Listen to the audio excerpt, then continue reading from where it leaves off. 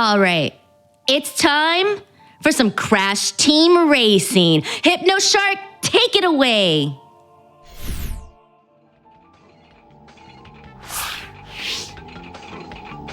All right, hello everyone. This is Crash Team Racing for the PlayStation 1. I will be playing it on a PlayStation 2. I will go into the reasons why later, but first, I believe I have to ask, am I playing as Tiny Tiger or Dingo Dial? Which character won that incentive? I have no idea, so should be interesting. Double checking, refreshing just before, and I believe it is Dingo Dial. Nice. So this is the character I usually play as in speedruns. So I was secretly hoping to myself that Dingo would win. So nice. All right. I will kind of do the introductions as we enter the first track, but for now, I'm ready in 3, 2, 1, go.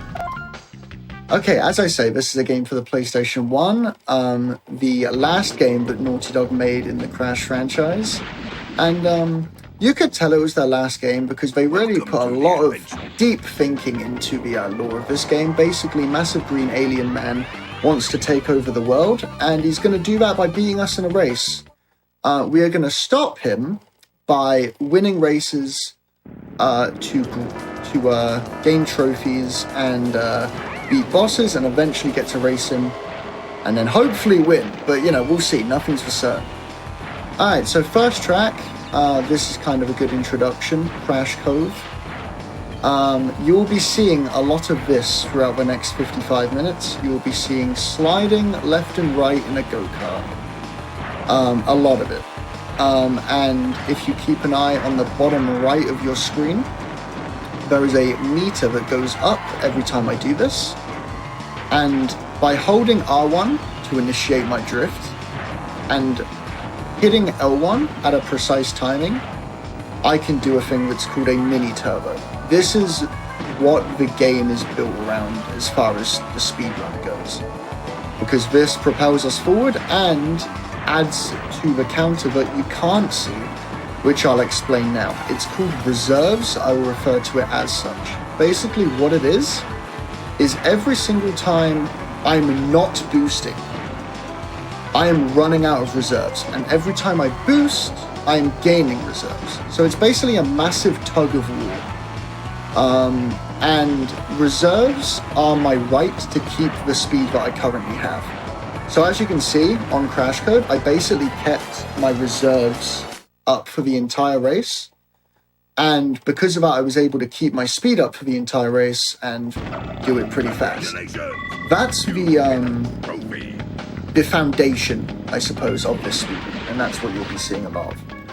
Uka now flies in to give us a hint. We don't care, because I like to think I already know what he's going to say. Maybe I do, but maybe I should have listened to him. I guess we'll never know. Ruse Tube's next track. This track is probably, like, in terms of explaining things, this is probably like the perfect track to talk about another tech. Speed ghosting, or SGing. I'll refer to it as SGing for the rest of the run. Basically, whenever I go down a downhill, or sometimes even an uphill, I can jump out of it by holding L1 and mashing R1 like this, and I can maintain the speed that the downhill gives me. This is probably the second biggest speed tech behind just keeping reserves high. Because as you can see, on this hill coming up here, as I just get to it now, I'm going to hold L1, mash R1, and I'm going to maintain this downhill speed. And I'm going to hopefully, such as this, going to keep it all the way until this section here. That's actually a lovely that. 22? Okay, that's cracked. That's absolutely insane. Wow, okay. Was not expecting that at all. This has been a brilliant Ruse Tubes, but this track really does show off the power of speed ghosting, and that lap 2 is a perfect kind of, what's the word, sign of it, I suppose. Pretty poor end, but that lap 2 is, wow. You'll actually be seeing that track twice. There are 5 tracks in this run, but you will see twice because you also race the bosses on them. So yeah, hopefully there will be more opportunities for speed ghosts in the future. Okay, so next track, Mystery Caves. We're currently flying through the first hub. I should mention actually before I get into this track, there are 4 races per hub and then a boss race. So it's 5 in every hub and then a final boss. So there's 21 races in this speedrun. So yeah, okay. Mystery Caves. This track will be the first instance of both cycles and Wumpa becoming like a big deal. Basically, if you look to the left of the lap count in the top right, you will see that I currently have 0 Wumpa. However, on this track, it is actually worth it to get Wumpa. And what Wumpa is going to do for me is, with every Wumpa I get, my speed increases by about 0.2%, my base speed. So if I was just to hold X, I am going faster now with 10 Wumpa than I would have been with 0. So getting 10 is quite nice, although it's actually not necessary because getting 9 Wumpa does the same amount. For some reason, I don't know if this was by design or not, but basically the 10th Wumpa doesn't actually increase your speed compared to 9. It just makes your item stronger. So as you can see, I have a red potion. You probably noticed I haven't been talking much about the items, but we'll get to that later. As I said before as well, this track introduces cycles. However, the cycles in this track are not nearly as important as the cycles in the next track, which we'll get to shortly. But yeah, so as you can see, this off-road went kind of bad, but it's fine. And then the speed ghost that I mentioned previously rears its head again, and you can get an SG down this section because of the downhill that we just went on. These are the cycles I was talking about. You can avoid all of them no matter what they're doing. So these aren't as important. And the turtle cycles as well, which are a little bit more important, but still doesn't really lose or save you any time. If a turtle goes up, you can kind of cut off that last corner, but besides that, it's about it. 37, 38 laps aren't bad. You can get 36 laps there, but I kind of messed up a little bit with not getting super powerful speed ghosts or SGs. So once again, we will skip talking because, frankly, we do not care for what he has to say. And we will go straight to Sewer Speedway. The cycles I mentioned are really important here. The main reason being, you can actually go too fast, and you can also go too slow. If you go too fast, one of the barrels that you will see in about 15 seconds or so will crush you. And if you go too slow, the same thing will happen. So you want to watch out for that. There's 2 sets of cycles in this level. One of them is right here. And again, that is actually an intended shortcut. There will be a lot of unintentional shortcuts, I assure you, later into this run. This is another speed ghost right here. You can get one off of the wall and go absolutely flying. And that was actually, dare I say, optimal. That was really, really powerful. That was really, really nice. I should actually mention, I'll mention it on lap 3, but off of certain jumps in this game, you can do a thing called a double jump or a crest. It's sometimes referred to as cresting, although I just call it a double jump. What you can do is, on certain jumps, you literally, it's kind of, the name is kind of what it says on the tin. You just hit R1 twice, whilst holding L1, and you can get a double jump. So the example is right here. Basically, you just hit jump twice, and you get propelled a little bit further than you otherwise would, which is lovely. And then the intended shortcut again. You actually don't want to go the intended way through the intended shortcut. The shortcut intends for you to stay on path and go like up the top of where the mini-map is. Like, if you look at the mini-map, there's a little top area. Yeah, we're never going to go there in this level just because it's slow to go wide and all the way around. Instead, you just kind of drop off to the right like that. So, okay, this has been a really good hub 1 so far. I cannot complain at all. First boss race of the run, Ripperoo. We will be heading back to Ruse Tubes for plenty of speed ghosts. Hopefully they're as good as the lap 2 last time, because that was, I mean, goodness, that was insane. But yeah, we'll see.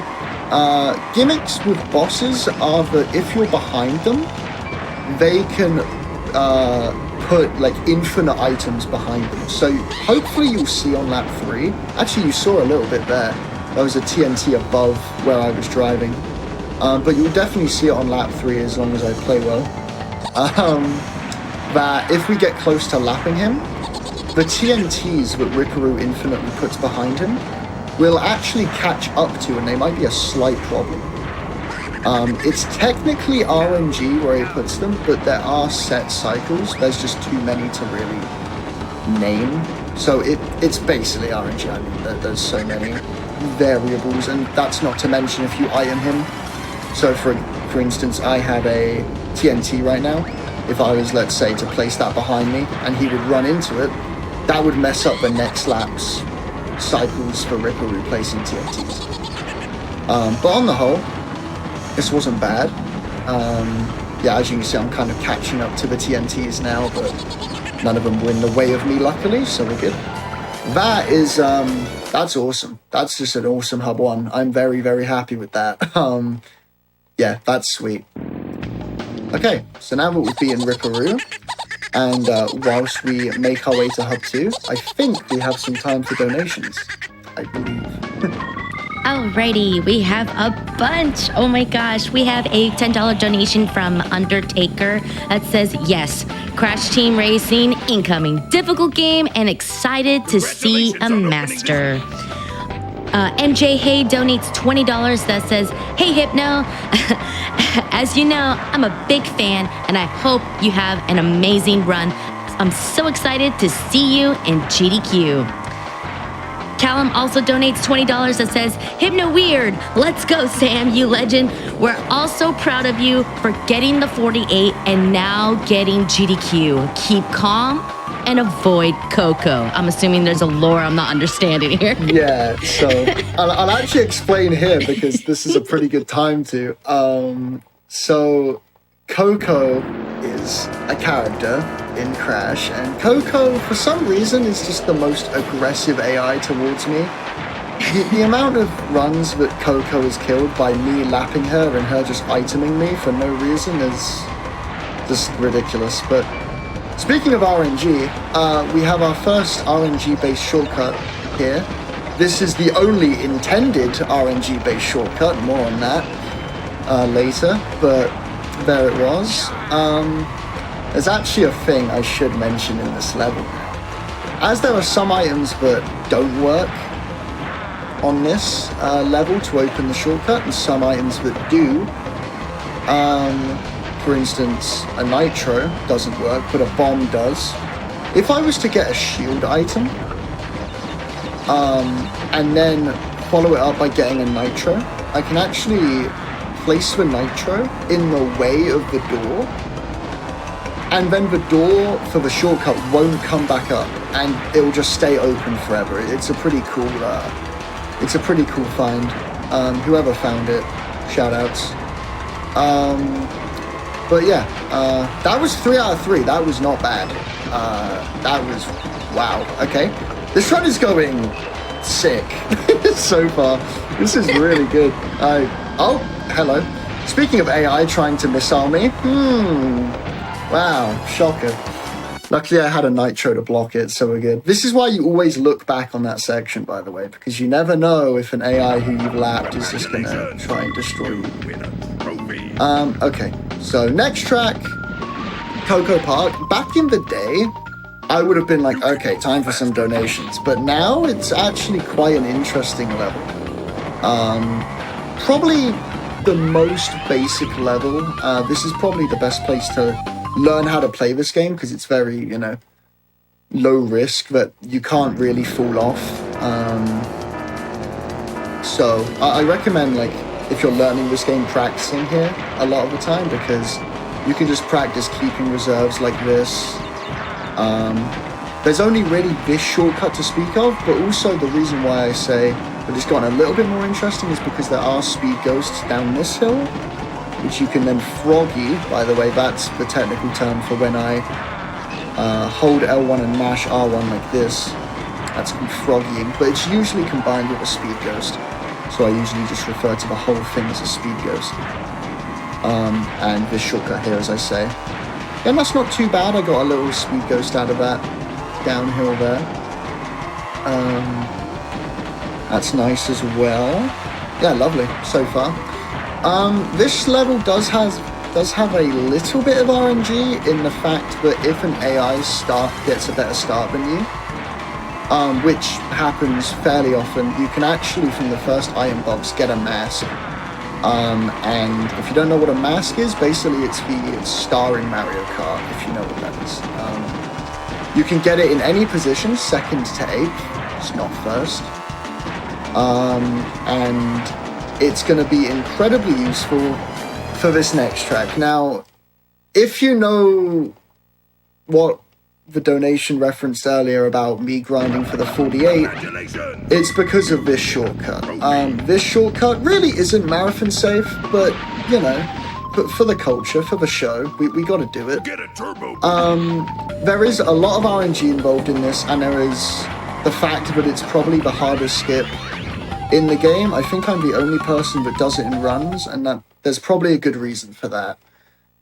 So here we go. First of all, I'm going to turn around and try and get a mask. This is the RNG portion. I will explain the rest of the trick once I get it. Or fail it. Okay, not bad. Here we go.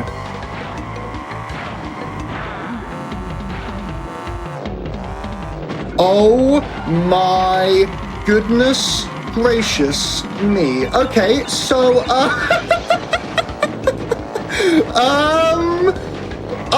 I'll be honest. I'll be honest. I'll level with you all. I wasn't expecting to get that. Okay. So what that is commonly referred to as the Tiziano. That is a time trial only shortcut that has been moved to speedruns by me and only me. I'll explain the rest of this track when we do the boss race of this track. Because there is a boss here, luckily, so I have time to explain it. But to explain that shortcut, basically, to get the speed required to make it, I require a mask. Then, once I've got the mask, I need to activate it at the right time, because if I activate it too soon, Dingo's speed is too fast, and I can't make the turn to jump onto the wall. So I have to activate it just at the right time. I have to jump to a certain point on the wall, and then I need to U-turn accurately, and I'll explain U-turning later on in the run when it's more potent. But I have to U-turn off the wall and get a jump off the wall that is big enough to make it to the other side of the track. If I land too close to the wall, it will not work. If I land too far right, I can drive, but it won't count the lap. And if I land too far left, it will respawn me. So there is so much that can go wrong there, and I cannot believe that I've just landed at AGDQ. I'll talk about the rest of that track in the boss race, but for now, Dingo Canyon. Okay, catch your breath, Sam. What has happened? Okay, Dingo Canyon. So this track is a little bit of a breather for Hub 2. There's a few speed ghosts, but not too much else to speak of. There is a speed ghost coming up just here on this downhill, which you can get and then use it to cut across the sand like this. And there is this SG here, and this SG here can go insanely well or give you nothing. That was kind of average. That was like okay, I would say. Yeah, not too bad. The average lap here is about a 27. So anything around there is quite good. Yeah, 27.36 is actually really, really good. Anything sub 27.50 is sweet. And let's see if we can get a good Lake SG here. That's better. That's way better. You notice the difference in speed And here I go. I'm able to froggy it all the way to here. That was awesome. That was really good. That kind of made up for the lack of a sand SG at the start of the lap, and it'll probably be around the same as lap 2. It's a 26. Wow. Okay. Wow. I am amazed. Okay. 26 in Dingo Canyon. That's an awesome lap. And now we have Papu. I will be playing that track again. However, I will not be doing that shortcut again because, fun fact, in boss races, it is impossible to get masks. So, I will not be doing it. However, I can now explain what I was doing on lap 2 and 3 last time. So what we're going to do in this level is combine a multitude of unintended and intended shortcuts, 3 to be exact. There are basically 3 shortcuts that we combine back to back to back. 2 are intended, 1 absolutely isn't. Once again involving the wall that we used for the Tiziano. And here we go. So we're going to use this intended shortcut and this intended shortcut. What isn't intended is jumping on this wall and skipping to the end of the lap. If you noticed, I dropped that TNT there because Papu drops potions as his infinite items, similarly to how Ripperoo dropped TNTs. And if he hits the TNT, which he did, if you pay attention to his character portrait on the left, it flashed red, which indicates that he hit it. There are no longer potions on this section because he cannot drop items whilst he has a TNT on his head, which is just excellent. That's a very, very niche strat. Shoutouts to, I believe it was Natty who found that, who actually did a run on GDQ of this game about 4 years ago, so shoutouts. Very good Papu. I absolutely cannot believe how well this is going. I'm stunned. I'm absolutely stunned. This is insane. Yeah, okay, so we're done with Hub 2. That's the early game. We are past the main reset point, which is Tiziano, and we actually got it with pretty good RNG. I think it was third try mask, if I'm not mistaken, so crazy. And now we're going to go to Hub 3. Besides Tiziano, which we got in Papu's Pyramid, the trophy visit on lap 1, I would say this is the hardest hub in the game. However, it used to be Hub 4 that was the hardest hub in the game.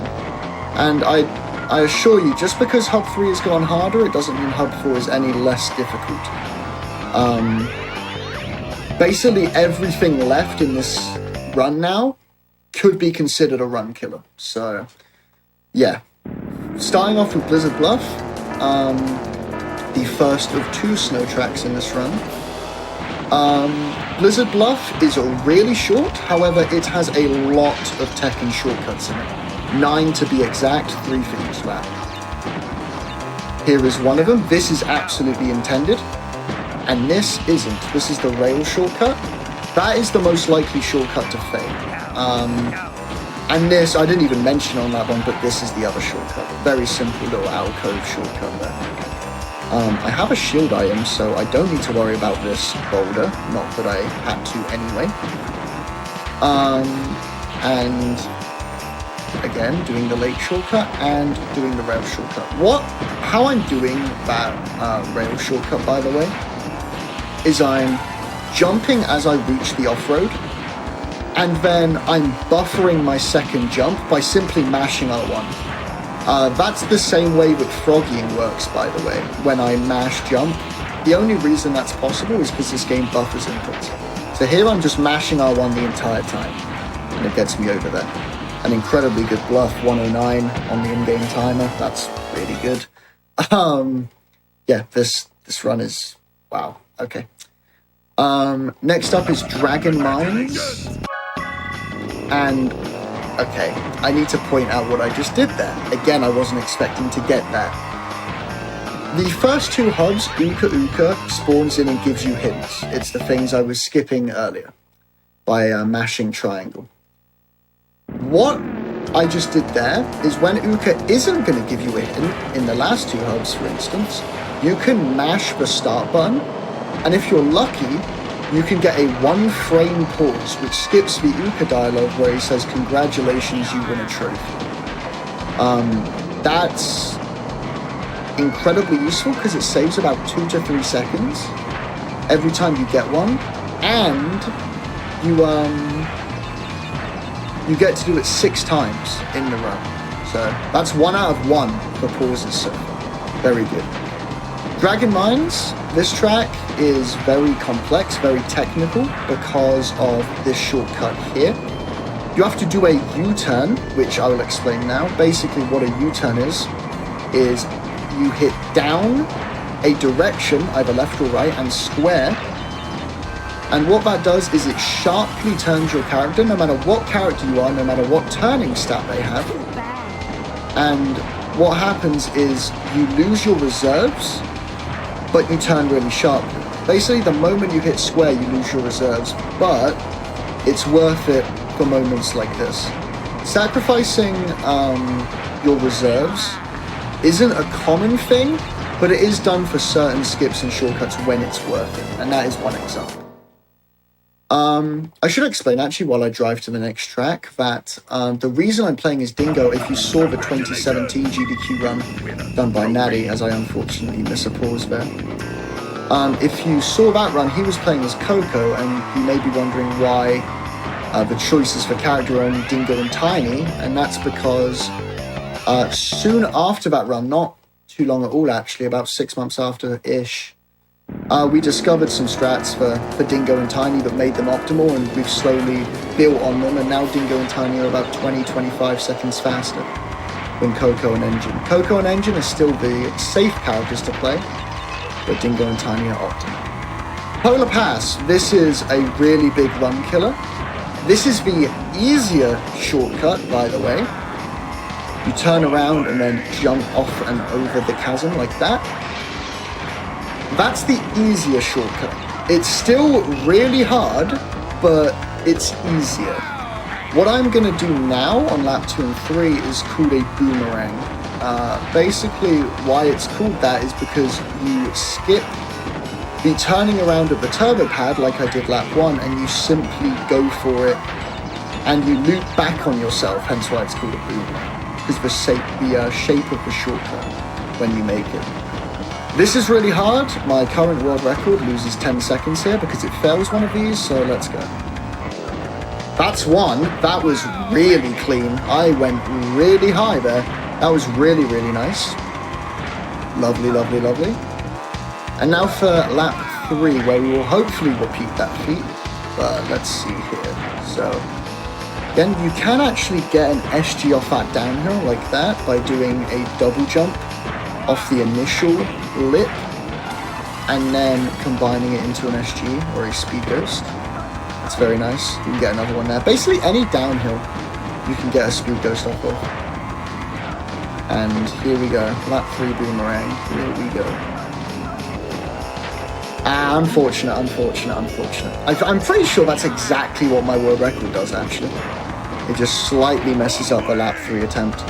Still made the easier one as the backup strat, which is good, but this run is no longer absolutely perfect. Oh, what a shame.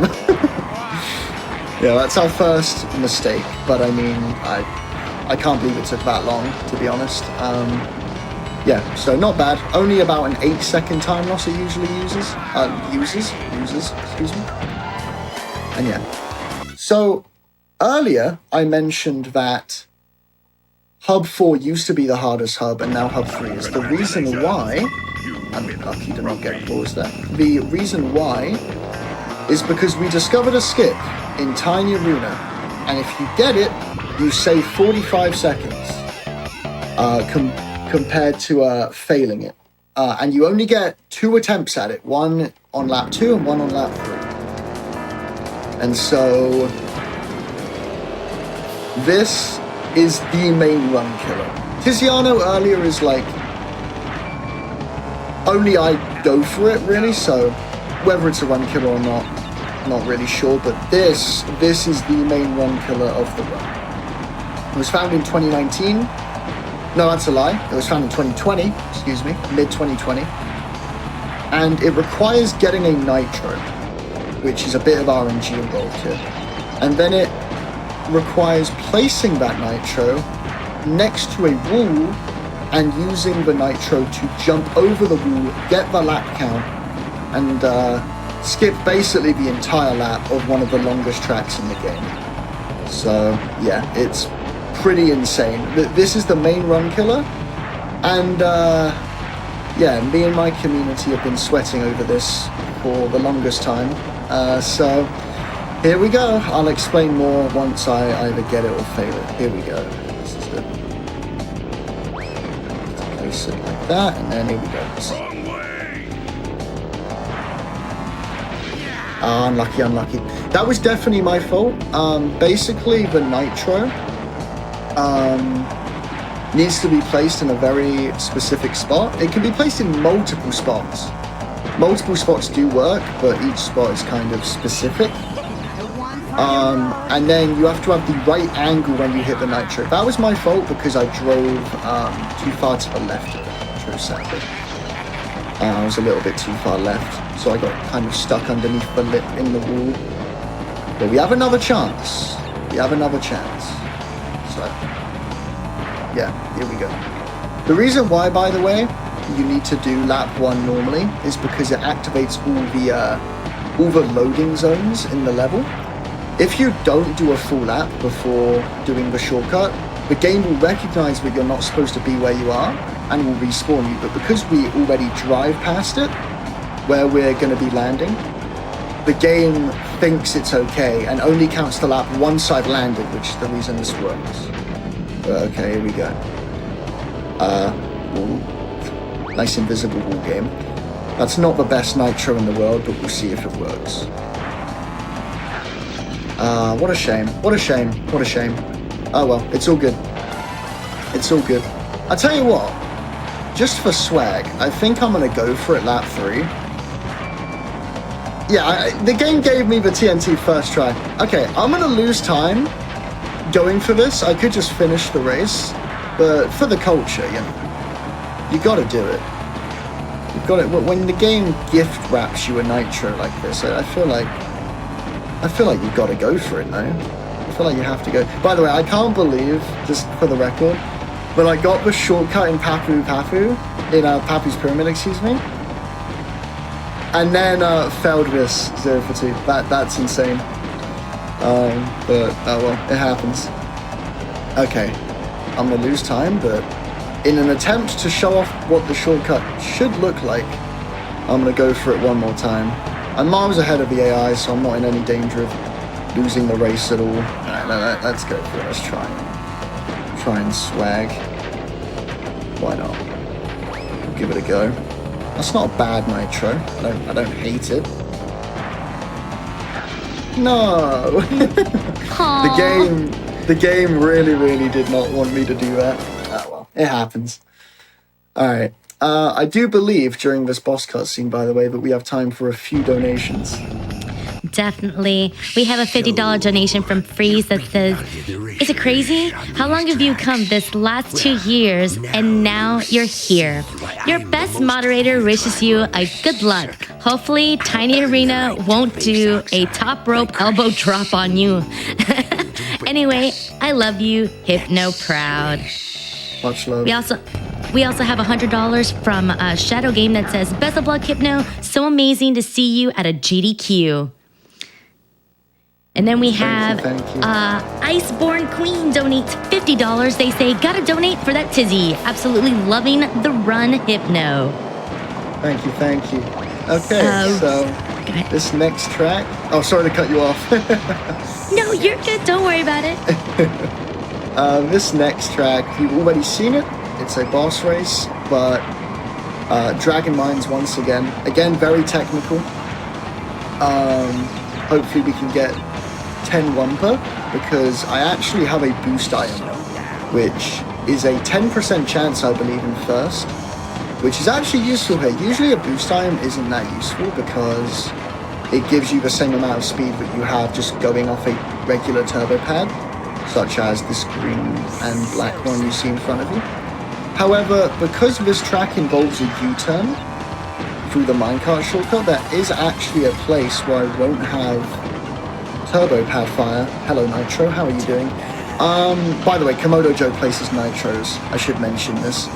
Hello, minecart. How are you doing? That's an unlucky cycle, but as I said, we have this boost item to use. Use it instantly after getting out of the minecart. We can froggy up this hill here. No nitro around the corner. Very good. And we finish and cross the line. I should mention, in that track, you do not want to hop over the finish line. There is a glitch where You're not so if you jump slow, over the finish line, the after all. lap just won't count sometimes. The game will get confused and just not give you the lap count. So do not jump, no I matter think you're not what fast enough to happens. race Just don't jump Oxford. over the line, because you never We're know going to lose when you might our just get planet. unlucky, especially over the left side of Your it. fault. You can just get walled for whatever reason. But okay. Final hub of the game. This hub is ridiculously hard. We call it the Gauntlet, and well, there's a very good reason for that, especially the last 4 or 5 tracks. But starting with Engine Labs, which is a bit of a like warm-up, I suppose, for Hub 4. It's definitely the easiest track in Hub 4, but it's by no means easy. This is going to introduce a new tech called USFing, or Ultimate Sacred Fire. I don't know who came up with that name, but whoever did, I just have no words. Basically, you go off a turbo pad and you don't jump, and you get a huge amount of speed, such as this. For some reason, some turbo pads in Hub 4, and Hub 4 only, mind you, if you don't jump off them, they can give an insane amount of speed and translate whatever reserves you have into how long you keep that speed for. So as you can see, I've been boosting pretty much this whole level, because I'm going to jump off this and then not jump, and then as you can see, I get an insane amount of speed, and I'm just able to cut every corner. 45.93 is a pretty good lap time as well while we're at it. And then you can combine that USF into an SG, and then get back to this turbo pad, and then do it all over again. That's pretty much what this level is based upon. You're going to see this again in the next level, Cortex Castle as well. But you will not see it in the last 2 levels, because even though there are USF pads, we actually do unintended skips that skip over them, and you just won't see them. So Engine Labs and Cortex Castle, which is the next track, will be the place where you will see USFing. 42.20, that's actually a really good lap, and that is a really good speed ghost. I mean, you see the speed. Yeah, that's awesome. A 9-second lap, like not a 9-second lap, but 9 seconds on the lap reaching that USF pad is really good. And then hopefully you can get a froggy out of this blue tunnel, and then keep reserves again for the USF. A very intricate track, which puts a lot of emphasis on getting your reserves nice and high and then burning them all on the USF. So again, then don't jump, and then like this. I don't know why Purr is that far behind the AI, but have a potion. I just went to split, by the way. I haven't done that all run. I don't know why I decided to now. Go figure. Then we'll go for a pause here. Unlucky. Basically, I'm just mashing start and praying the game pauses on the 1 frame. Skip the Yucca dialogue. Okay, Cortex Castle. This, in my opinion, is the most technical track that doesn't have an unintended shortcut in the game. This is very hard, especially if you're playing as Dingo or Tiny, and this track is one of the main reasons that I suggest that you play as Coco or Engine when you're starting out, because their increased turning stat compared to Dingo and Tiny makes all of these 90-degree right angles a lot more bearable. With Coco and Engine, you can kind of improv in this level. With Dingo, you have to stick to a very strict kind of strat with not much lenience. And if you don't, then your whole level's ruined, because you don't have the cornering to really improvise around these turns. This is the USF I was talking about. This one is perhaps a little more obvious because you hold it all the way to there and then you get a massive speed ghost. Luckily, I knew the spider was going to move because of cycles. These cycles aren't as important, however, as the ones, let's say, in Sewer Speedway all the way back in Hub 1. Because you can actually avoid most of them by simply going on the inside of them, whereas the barrels sometimes, if they just line up awkwardly, they're kind of unavoidable. But the spiders, most of the time, like there's actually a strat here, I wonder if I can pull it off. If that spider was down, you can actually just go in that little crevice like I did there, and not crevice, what's the word? Like in that little gap, I suppose, and you can skip past the spider. If the spider's down lap 3, it'll be way more obvious what I do, but yeah, this has actually been a really nice castle so far. Honestly, this whole run has been lovely besides Tiny Arena. Tiny Arena has been the one level that's kind of bullied me, but everything else has been really nice, at least so far. So, okay.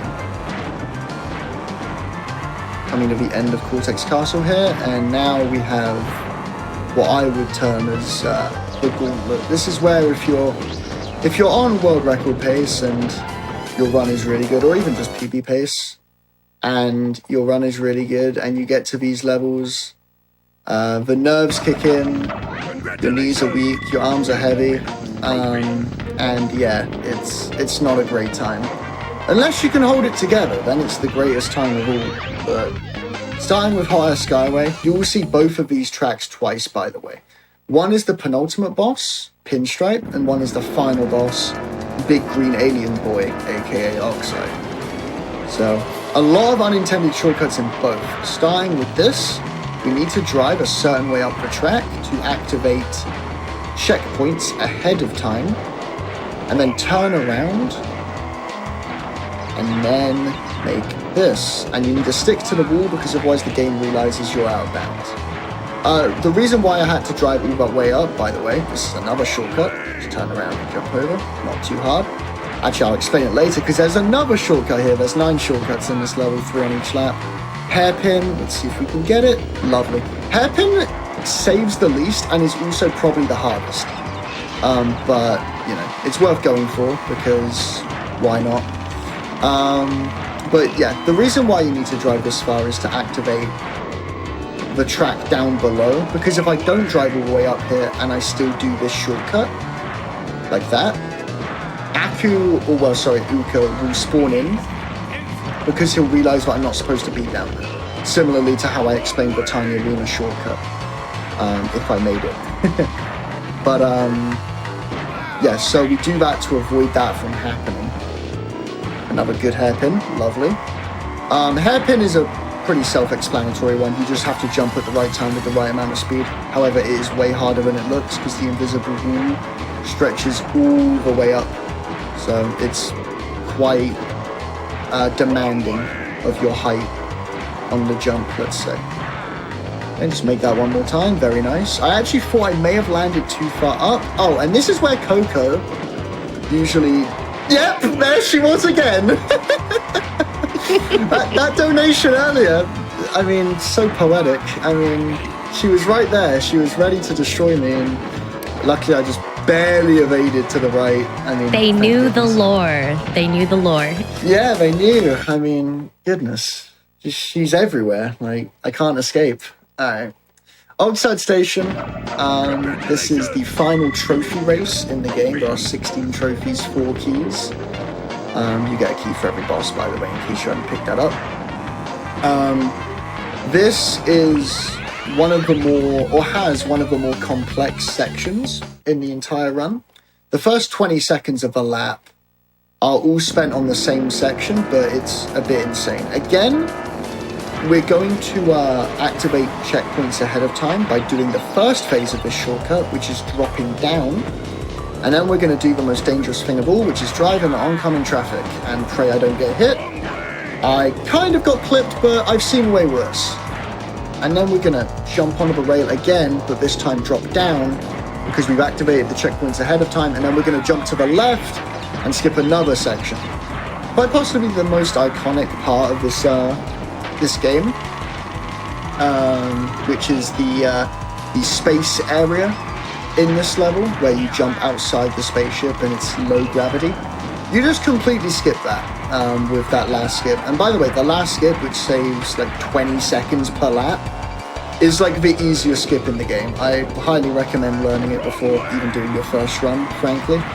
I'll point it out to you once again when I do it, when I hopefully do it. I hope I didn't just jinx myself. Just simply jumping to the left like that. And you skip, I mean, you see how much it saves on the mini-map. The entire bottom right of the mini-map is just completely obsoleted. And you end up getting 40-second laps on a track that realistically should take a minute 5. 39 actually, that was a really good lap. We'll see if we can repeat that feat once more. However, we are dropping once again into oncoming traffic, but they're nowhere to be seen. Very good. Now, hopefully, we're just able to make the shortcut. Very nice. And very nice. Very good. Very good Oxide Station, besides clipping Cortex on a lap 1 and barely getting rammed offline. But besides that, I mean, no complaints from me. And whilst we go into this last cutscene, I think we have time for a few more donations right before the end. Definitely, we have $250 from Purple's Pyrofan that says, "Whoa, baby, been looking forward to this run for weeks now. Sending the best vibes for some speed and some prayers for TA Skip 2. Go, baby, go." We also have a $150 donation from Watfu that says, "Heart." Unicorns Rainbow says, donates $50 that says, "Love you, Hypno. Drink water, everyone." Just in time for a penultimate boss fight, Pinstripe. So, again, like the other bosses, he does throw out infinite items. However, the thing with this is that he throws out bombs. And the reason why this isn't as much of a concern, probably going to regret saying that now, Karma's going to strike, is because unlike TNTs and nitros and potions and so on, they don't stay on the track. The bombs, the bowling bombs I should say, just explode when they reach a wall or the off-road. And that doesn't really faze us, considering we're always going to be ahead of Pinstripe because of these skips. And so, because of that, nice hairpin.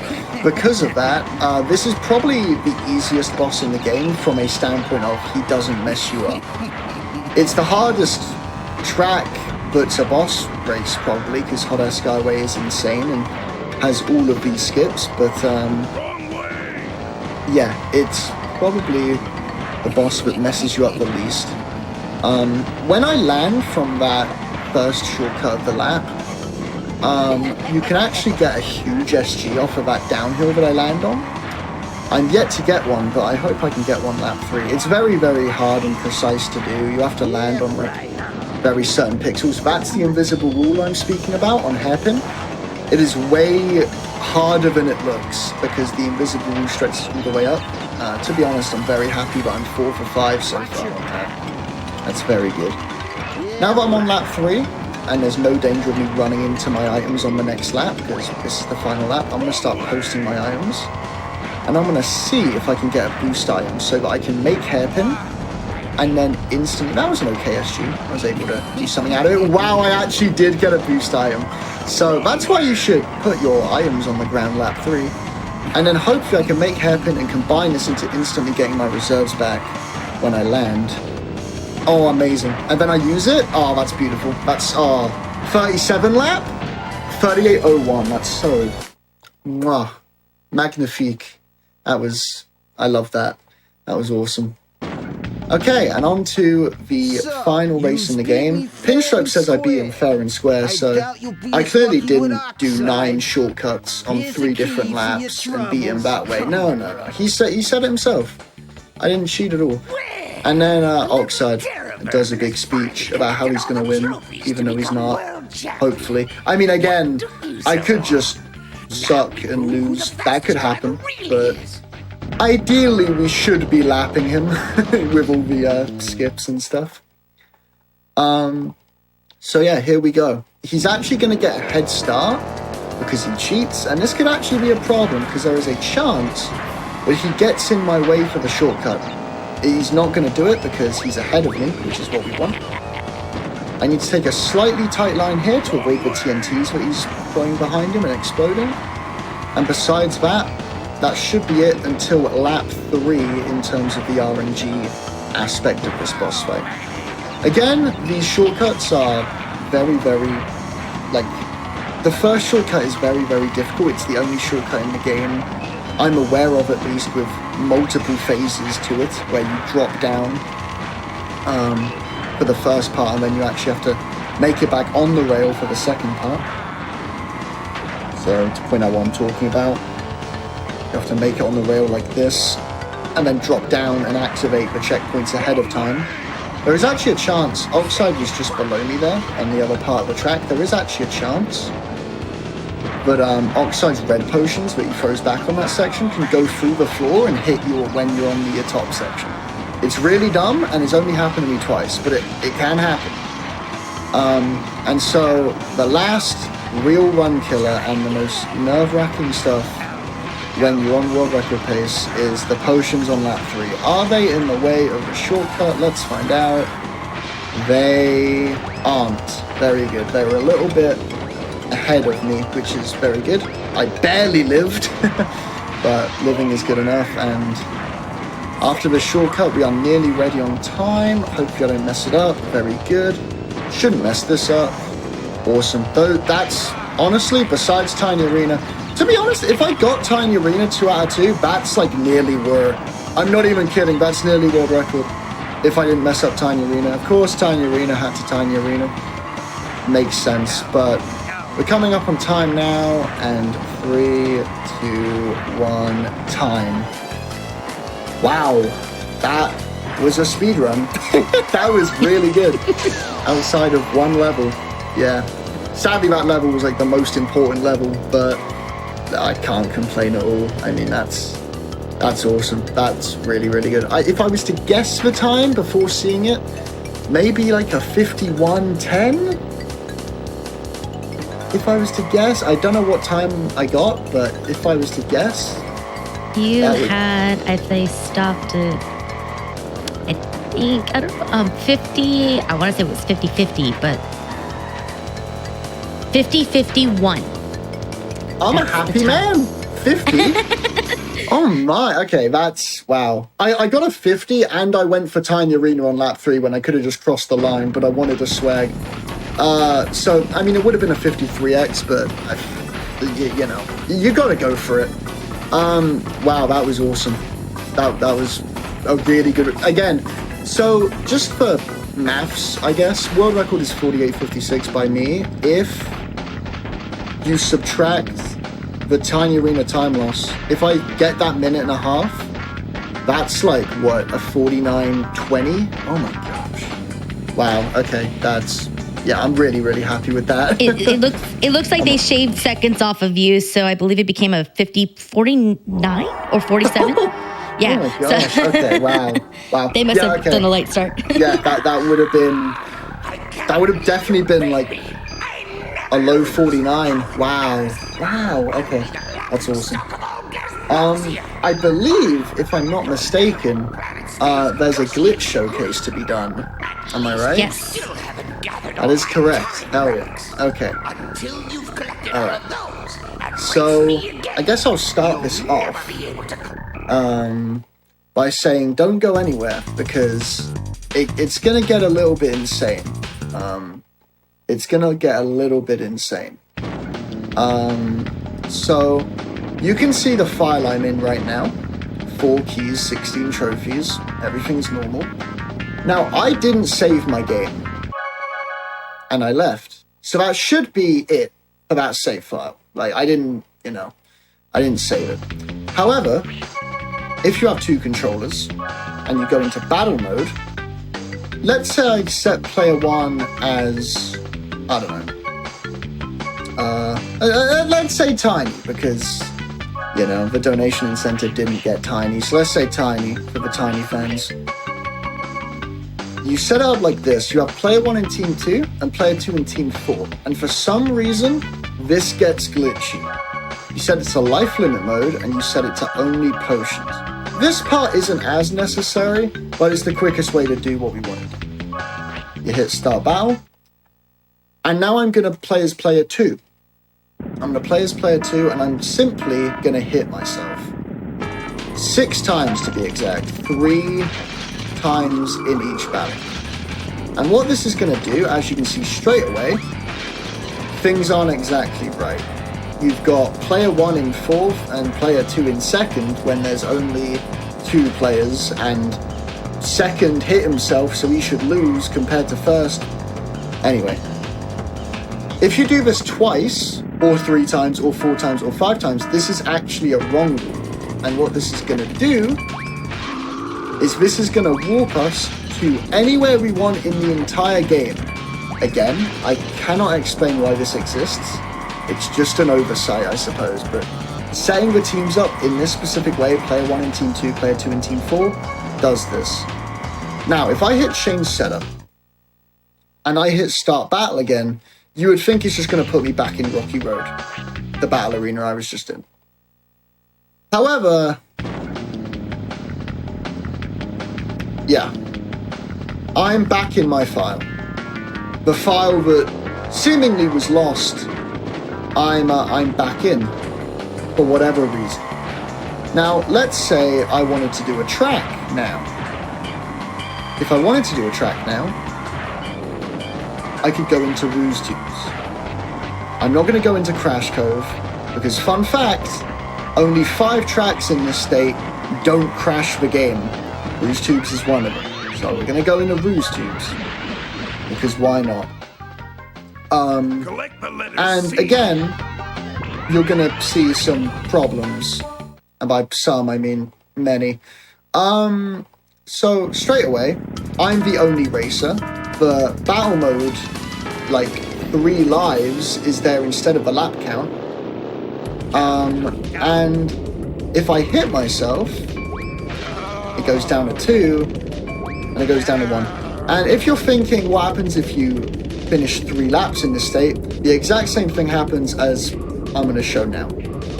If you hit yourself 3 times, yeah. So this is fun. All things are happening. Dingo's eyes are pixelated now. There's just a 1 per icon, just vibing. The loading screen is there. Who knows? If I hit retry, my exhaust is all weird and all pixely, and so are my tires, and so is everything. Also, the menu is for the battle mode. I can't exit to the adventure mode arena. I can only go to the main menu now. So, with these pixelated messes, I suppose, I'm now going to show off another glitch. Nice. All of my icons are just pixelated. It's wonderful. So, I'm going to show off another glitch now. This glitch was discovered earlier this year, and it is an absolute rabbit hole. It's insane. So first of all, you can store a menu by leaving it away you're not supposed to. I'm going to hit start on my controller and then X 1 frame after it. I think I got it first try, actually. I wasn't actually expecting that. And what that's going to do is it's going to store that in memory. And now we're going to drive all the way to Rampage Ruins. And what this is going to do is it's going to like almost overlap, I guess, and Collect every crystal. store another thing in memory, that being Rampage Ruins. And it's going to have a knock-on effect. And let's just say things get interesting. As you can see, I have this menu stored, so I can quit to the main menu in Rampage Ruins. Again, you're not supposed to be able to do this, so it stores Rampage Ruins in memory. And now you see the problem. There's just a knock-on effect forever now. And now if I enter a Dingo Canyon token, let's say, which is what I'm going to do, it's going to store Rampage Ruins in memory. And that means when I enter Dingo Canyon token, it's going to act like Rampage Ruins, which is where the main glitch here comes into play. You see, for some reason, and this I truly cannot explain, for whatever reason, grabbing a Wumpa fruit in this state acts like you grabbed a crystal. And so it automatically ends because the count is 0, 0 out of 0. So if you grab 1, it instantly ends because it's more than 0. But, and this is the thing I don't get, if you grab this Wumpa Whip, nice CTTR reference. If you grab one of these Wumpa down here, as you can see on my left, I can grab any item from the game's inventory for myself. And I do mean any item. So let's say that I want to grab a boss key, or I want to try to, and this isn't consistent, so I could fail it. But if I hold break X and mash circle, there is a chance that I get a Komodo Joe or Pinstripe boss key.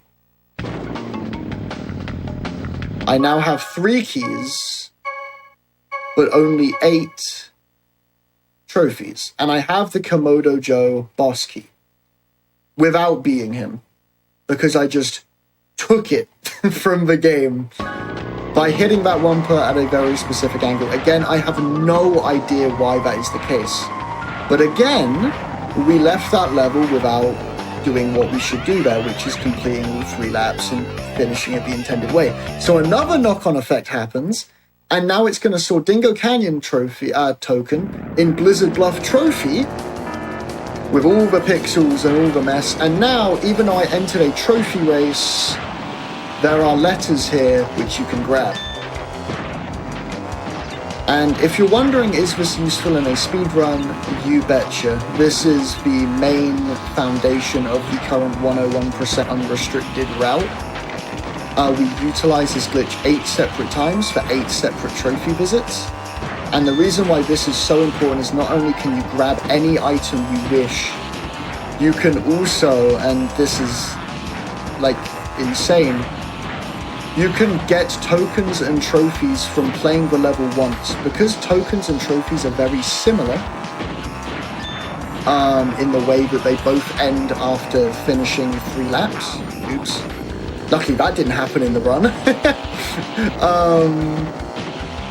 Because they're very similar in the way that they finish, which is just completing 3 laps, this ends the glitch. But we also get both items, both the Blizzard Bluff token and the Blizzard Bluff trophy, from this glitch. And we also got the Komodo Joe key from the Dingo Canyon glitch. So it's absolutely crazy.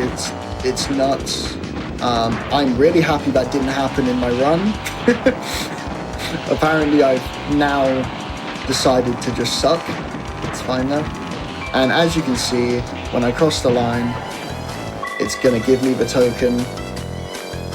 And when I get out of the level, it's also gonna give me the trophy. Like so. And if I check my pause menu, I have both the trophy and the token from just 1 visit, and I also have the Komodo Joe boss key by not even racing him, by just winning. And as you can see, I can actually access the last world. I think that's a good place to wrap it up. I think that's not a bad place to wrap it up. Those are the 2 major glitches. Shout outs to the entire CTR community. Shout outs to my community for making this possible.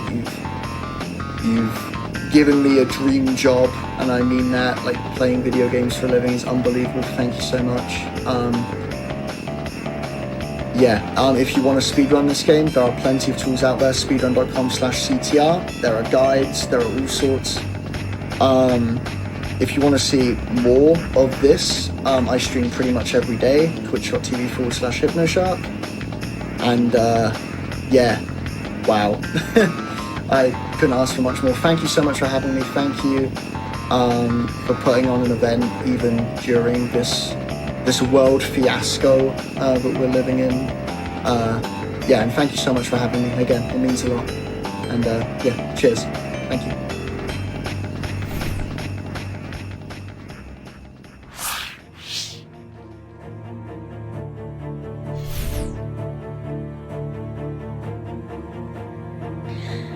What an amazing job. Claps for hypnoshark for that crazy run of Crash Team Racing, as well as that glitch, oh my gosh, can't even speak, showcase. It was just crazy to watch. It really was. Here's a couple of donations, though, I got to read for you guys. $100 from Grand90 that says, "This is the first game I remember playing as a kid. What a run so far, hypnoshark. Keep it up." We have 100 from Chris with the T. This is an incredible run. Thank you, hypnoshark, for showing off some amazing skills. Another $100 from Mod366 says, "Dropping my second donation of the event for this fantastic CTR run. You're doing great, hypnoshark. Keep it up. Good luck for the rest of the run and also for all future runners. Let's kick cancer's butt good and hard and get a new record donation total. Money goes towards Super Monkey Ball Banana Mania because every marathon needs some Super Monkey Ball," which, if I'm correct, let me double check where we are on Super Monkey Ball for the bonus game. We are at $59,773. We need $80,019. I know we can make this happen, so make sure you guys are sending in those donations. Make sure you guys are putting in those incentives. We have a $250 donation from Deep Dragon that says, "Hello, hypnoshark. Hello, Edo. Just wanted to say that PCF is always a worthy cause to give to, and GDQ is always a great time to watch. May your games be fun, and may your games be fast."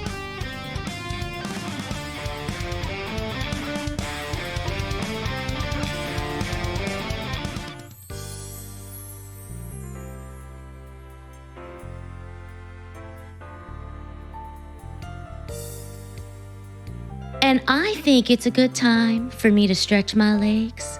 We'll be right back.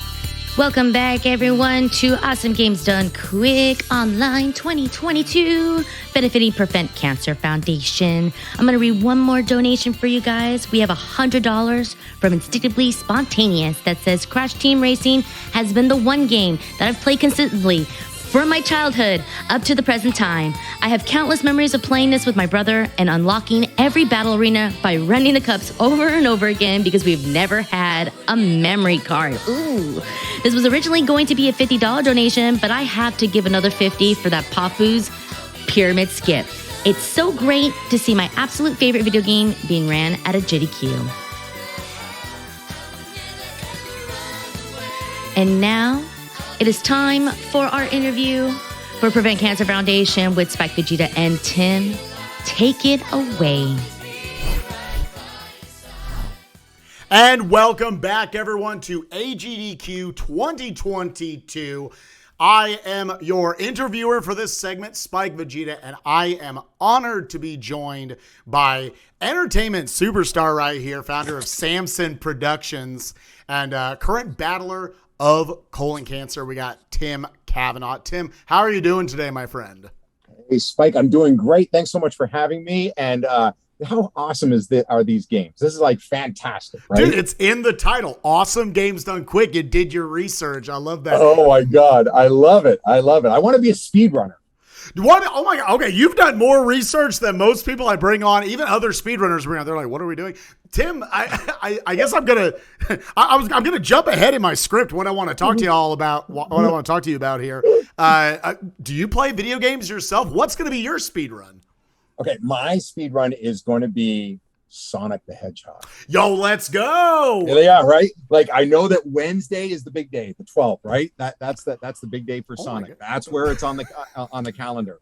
And like, you know, what I love about Sonic, like I grew up playing that game. I mean, I'm old though, so I'm like the original first generation Atari player. Sonic, Atari going back. Okay, a lot of people are like, you got some kids in the chat right now. They're like, I know what the GameCube is. Like, they know stuff like post 2000. We've got some Atari. I'm a little older myself. I played like the NES at least. So like, no, I respect it. Don't worry. But Sonic the Hedgehog, there are tons of people in the chat right now who are so impressed that you not only knew there was a video game called Sonic the Hedgehog, but you know that the block for it is on Wednesday. Oh yeah, man. Absolutely. Well, and I know like some great fun facts about Sonic himself. Like Sega originally had Sonic. It wasn't a hedgehog. You know what it was, Spike? Oh my God. I unironically, I've heard this before, but I don't remember. What was he? It was a rabbit. That's right. It was a rabbit. It was a rabbit. And then like, you know, it was just fun, like how, you know, the timing that it all came, you know, the years where it was molded all together. His boots. Do you know who his boots were inspired by? No. Wasn't Michael Jackson, was it? Yes, my man. Yes. That's right. Because I know like there's everything talking about, did Michael Jackson do some of the soundtrack? He's like, okay, I went 1 for 2 today. And the bunny makes sense. Like, okay, yeah, he's fast. Yeah. He's fast, but he can't swim. And I think it's because of the boots. I think the boots sink him. The boots are holding him down. It's the iron boots right there holding my man down. Oh my goodness. And you got the labyrinth. Oh my God, we got a gamer on here. Well, I'm looking forward to Tim's future run of Sonic the Hedgehog and a future GDQ. I'm letting the games committee know, get this man in. It's going to be great. Let's do this. So I also want to talk to you. Obviously, we are all throughout the week, we are supporting the Prevent Cancer Foundation. And, you know, I brought it up in the introduction of you right there that, you know, you have had to be battling with colon cancer for how many years now? I was first diagnosed in May of 2015. So I'm coming up on 7 years now. Wow. With this disease. But and I didn't know about Prevent Cancer back when I was first diagnosed. I came in contact with them through a friend. And they said, you know, they do wonderful work, and it's kind of right in lines with your entertainment and what you do. And so I reached out to them, and I've been doing a lot of stuff with them. But I absolutely love their message. I love what they do because it really is about prevention. It is about you know, what they do for prevention and you know what they're able to do for different causes out there. And I, you know, their mission alone is so fantastic with research, education, outreach, and advocacy. I mean, that's the core of who they are and what they do. I love that you're getting to talk about that, because I think for a lot of us, it's been over 10 years now. It's AGDQ with Prevent Cancer Foundation. People throwing money at the charity just because we don't like cancer. We preventing it. That sounds like an amazing cause, but why should people be proud of where their money is going this week? It's about, I think really it's about the education of people. It's about the ways of preventing cancer. And, for my cancer, which is colorectal cancer, it is 90% curable if detected early enough. And so there are all of these ways for detecting that earlier or preventing that. And that's about lifestyle too, and it's about having a healthy lifestyle, or how to reduce stress. So Prevent Cancer Foundation has all of these tools in their toolkit that they can help people out. And they do a number of different outreach events, and they do it in a fun way. And I think that's probably why gamers kind of associate to Prevent Cancer Foundation, because they have a fun way about doing it. I mean, you can go to a ball game at a national stadium in Washington, D.C. and walk through the giant colon. Where else are you going to walk through an actual colon? Come on. Absolutely love it, Tim. Like I said, everybody should be proud of where their money is going this week and helping out people like Tim. Thank you so much. I do want to also talk to you about, so I got to hear Samson Productions. You just told me before we started getting into the interview what Samson stands for. In a very simple terms, an entertainment company. Tell me a little bit about, you being the founder of these productions right here. Yeah, thanks, man. I started it years and years ago, and this was because I've always been an entertainer by my own rights, I guess. Sure. My only focus going through school was, like, everyone's like, oh, I want to be most successful. I want to be this. I want to be that. I'm like, I just want to be the class clown. I don't care about anything else. So that was my focus. So when I became class clown, I knew that I had reached my peak and everything.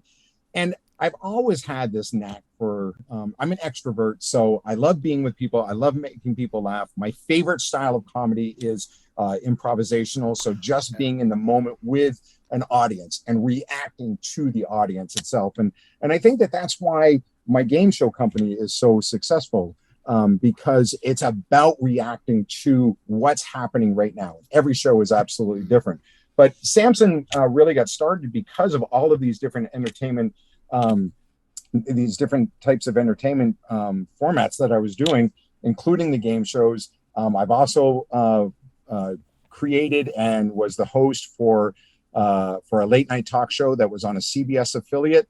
I did that for 100 episodes. We would have celebrities and politicians and all kinds of people on. We would have a different band on every single week. And it went up on Saturday nights, and it went up against Saturday Night Live in our market. Oh my gosh, ballsy! Wow. Yeah, and we would beat them. You'd take down SNL. Oh my God. We would take down SNL in the ratings, and a lot of it's because it's local, and it was about bringing light to local. And as an entertainer, I created the show because I wanted a platform or a spotlight for local artists and local entertainers, so that they could be able to show off their goods. So I've done that. Also under the umbrella of Samson Productions is independent films, where we've gone on to win some, at some different film. What's the word I'm looking for? Film. When you go to a film festival. Festival. Yeah. Couldn't think of the damn word festival. So we've done that.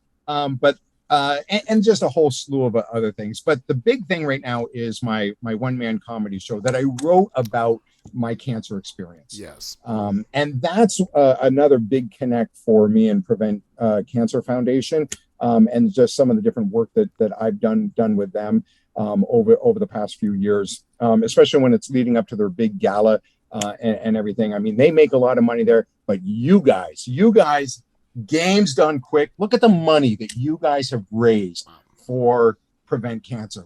Hats off to you guys, man. It's unbelievable. Tim, thank you so much. I feel so honored that as the theater major growing up that I got to interview you for GDQ. It's like a marriage of two of my favorite worlds. So thank you so much for being on for me. I do want to ask you one more thing before I let you go. I've loved your energy. And like you said, I know you've got some routines. Is there anything you could potentially show us, demo us a little bit of your routine here on the interview? So because of my cancer and because of my journey, and I call it, because I had rectal cancer, or I have rectal cancer, I call it my own self-defecating humor. Okay. So I love poking fun at myself, because when I'm doing this in front of an audience and I'm doing this humor about me, there are people out in the audience that are like, oh my God, like this happened to me. This same thing happened to me.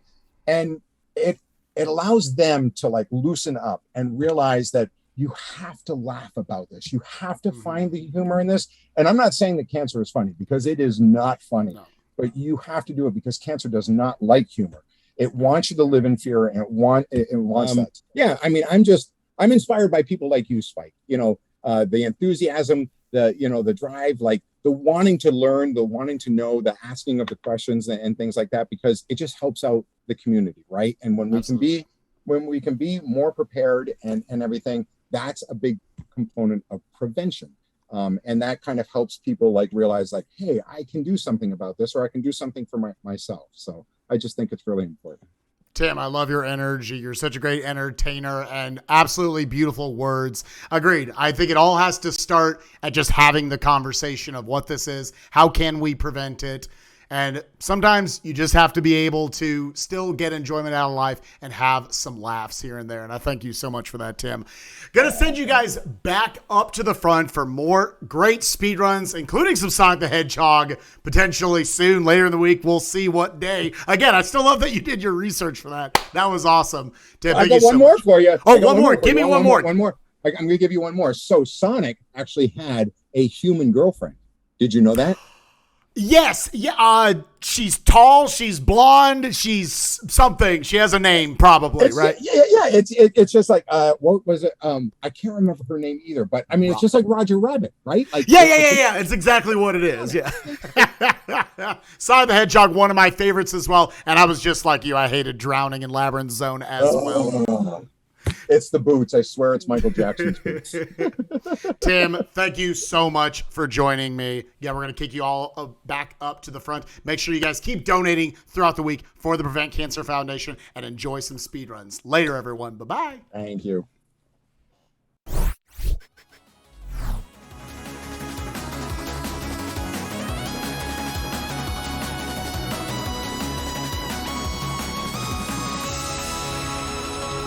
All right, guys, it's time for me to do another read. It looks like Tim is getting popular. We have $100 from Ace Burrito that says, Tim Kavanaugh, inspire me to give more. Let's stop cancer from going fast.